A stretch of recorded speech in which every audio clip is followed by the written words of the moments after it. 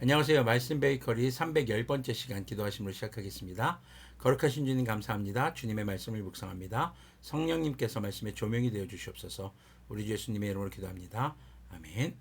네, 오늘 보실 말씀은 욥기 5장 1절에서 16절까지의 말씀입니다. 어서 부르짖어 보아라. 내게 응답하는 이가 있겠느냐? 하늘에 있는 거룩한 이들 가운데서 그 누구에게 하소연을 할 수 있겠느냐? 미련한 사람은 자기의 분노 때문에 죽고 어리석은 사람은 자기의 질투 때문에 죽는 법이다. 어리석은 사람의 뿌리가 뽑히고 어리석은 자의 집이 순식간에 망하는 것을 내가 직접 보았다. 그런 자의 자식들은 도움을 받을 데가 없어서 재판에서 억울한 일을 당해도 구해주는 이가 없었고 그런 자들이 거두어들인 것은 굶주린 사람이 먹어치운다.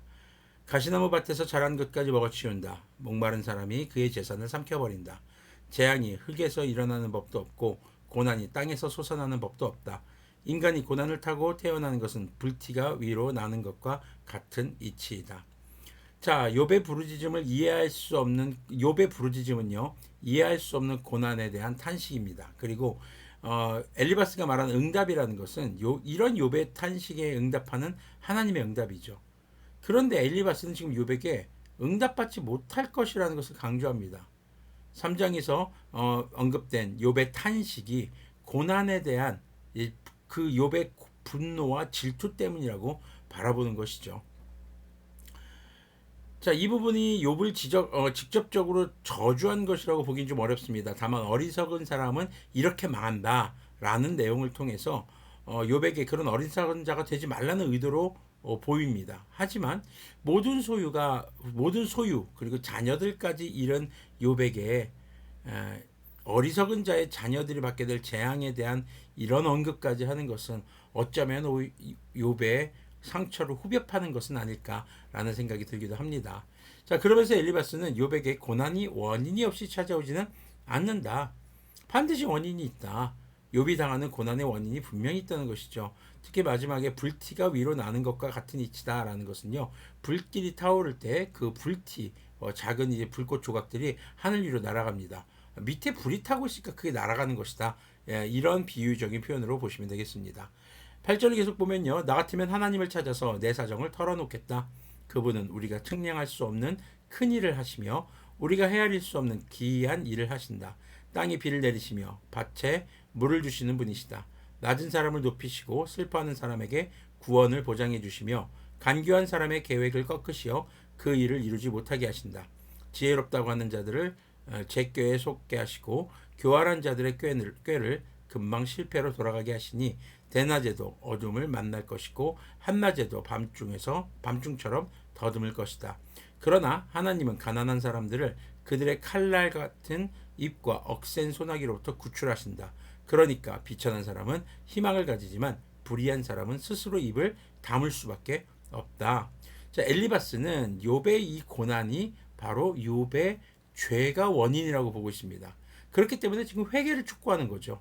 자, 이런 내용만 놓고 본다면 엘리바스의 말이 참 좋아 보입니다. 그런데 욥이 지금 그의 죄로 인해서 고난을 받고 있는 것인가요?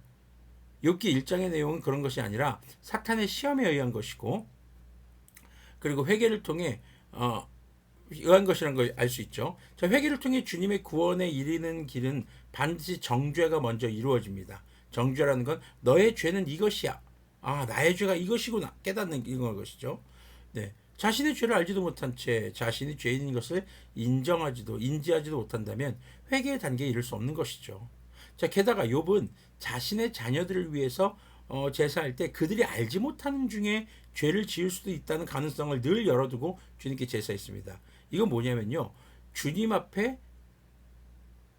이 자신이 깨닫지 못하는 상황에서의 죄까지도 회개하는 자세를 가지고 있었다는 것이죠. 사실 제사의 기본 목적은 회개니까요. 어찌 보면은 엘리바스는 자신의 신앙적 경험을 우선시하면서 욥의 믿음과 현 상황에 대해 자기 중심적인 판단에 따른 충고를 하고 있는 것으로 보이는 것이죠.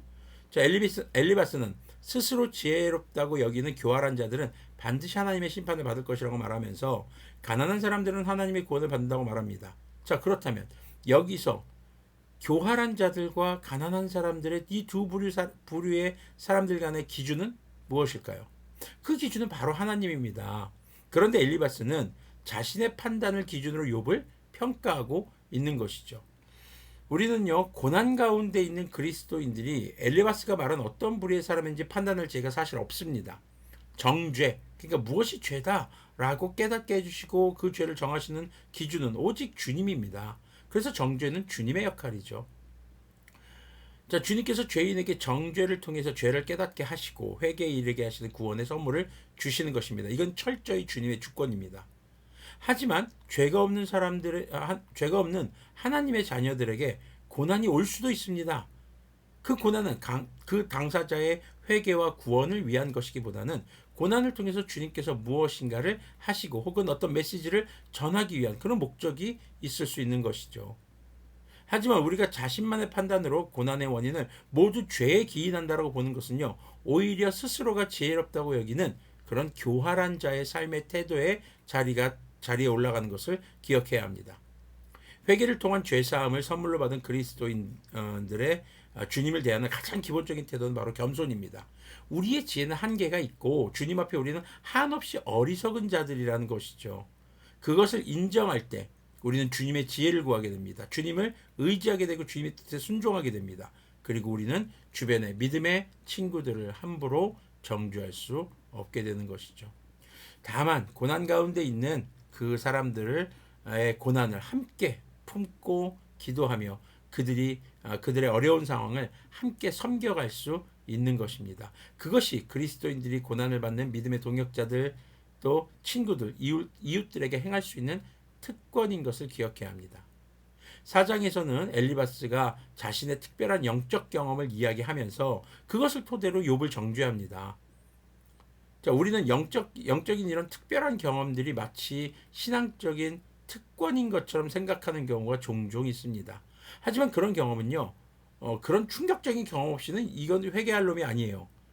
그래서 하나님께서는 그런 심각한 상태인 사람들에게 쓰시는 아주 특별한 방법일 수도 있다는 것을 기억해야 합니다.